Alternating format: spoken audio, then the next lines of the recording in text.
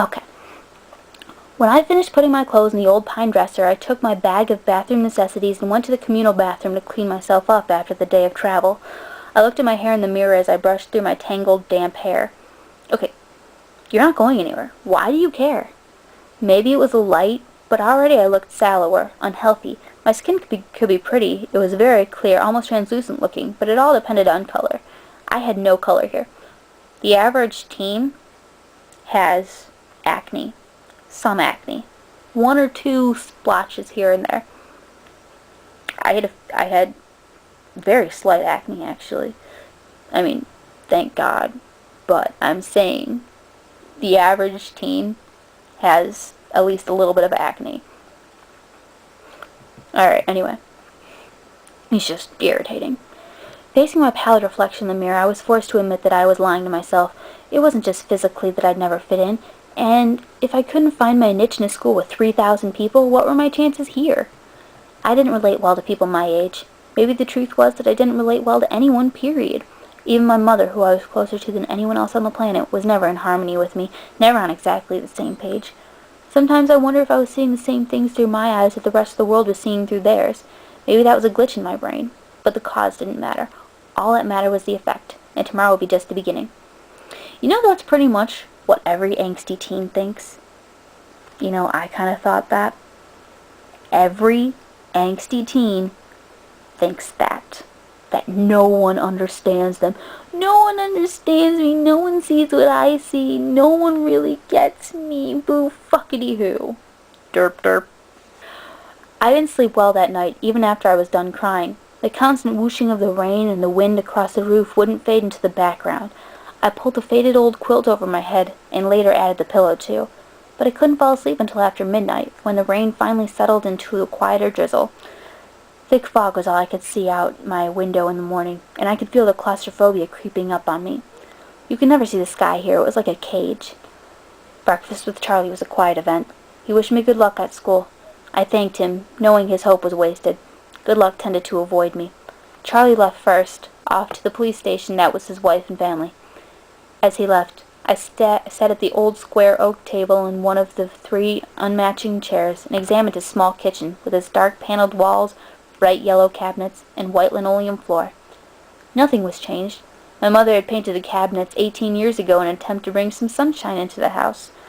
Over the small fireplace of the adjoining handkerchief-sized family room was a row of pictures. First a wedding picture of Charlie and my mom in Las Vegas, then one of the 3 of us in the hospital after I was born, taken by a helpful nurse, followed by the procession of my school pictures up to last year's. Those were embarrassing to look at. I would have to see what I could do to get Charlie to put them somewhere else, at least while I was living here. It was impossible, being in this house, not only to realize that Charlie had never gotten over my mom. It made me uncomfortable.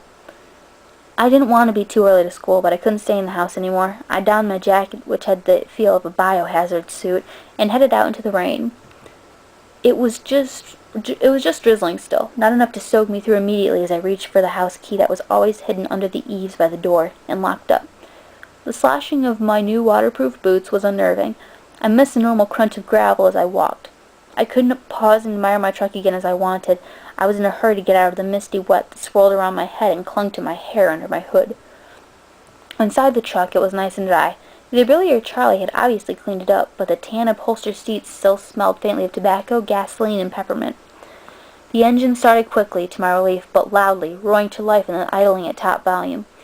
Well, a truck this old was bound to have a flaw. The antique radio worked, a plus I hadn't expected. Whatever. The radio works. God, we have to have the radio work. Actually, that would be a pretty good thing to not have work, to add a little bit of realism, you know? Finding a school wasn't difficult, though I'd never been there before. The school was, like most other things, just off the highway.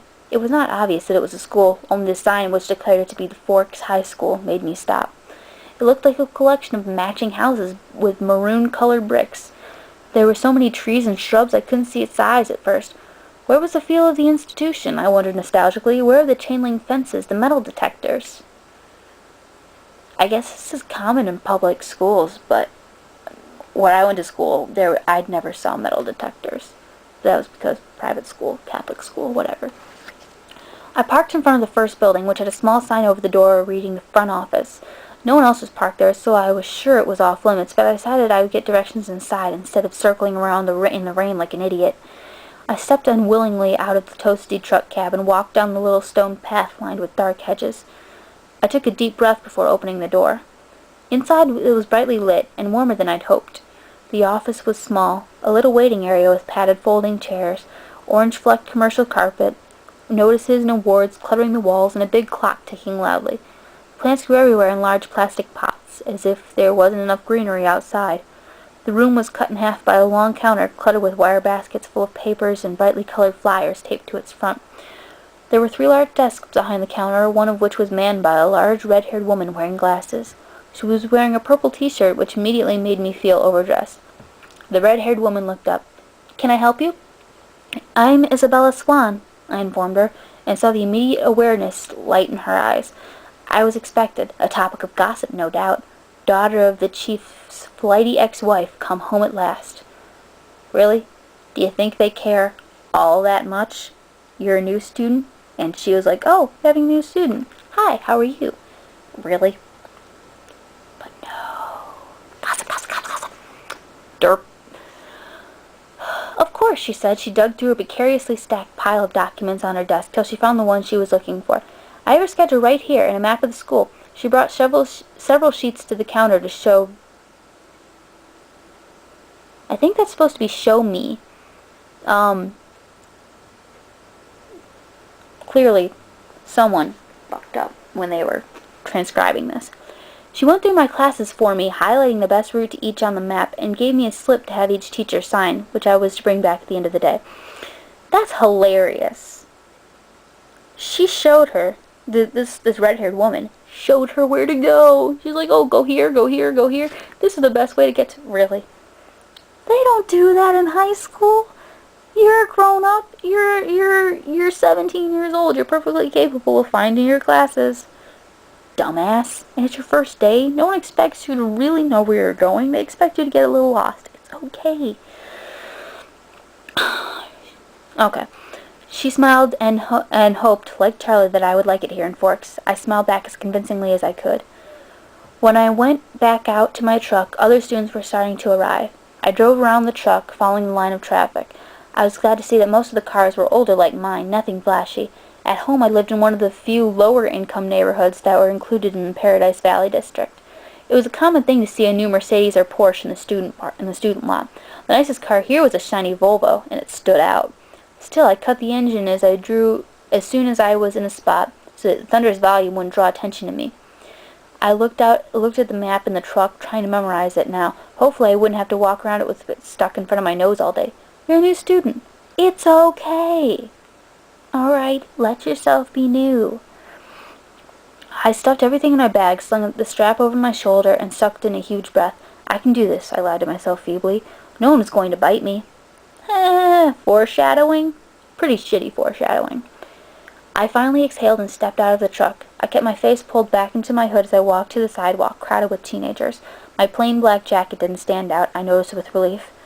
Once I got around to the cafeteria, Building 3 was easy to spot. A large black 3 was painted on a white square in the east corner. I felt my breathing gradually creeping towards hyperventilation as I approached the door. I tried holding my breath as I followed 2 unisex raincoats through the door. The classroom was small. The people in front of me stopped just inside the door to hang up their coats on a long row of hooks. I copied them.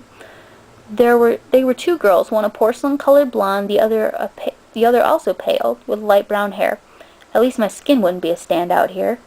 I took the slip up to my teacher, a tall, balding man whose desk had a nameplate identifying himself as Mr. Mason.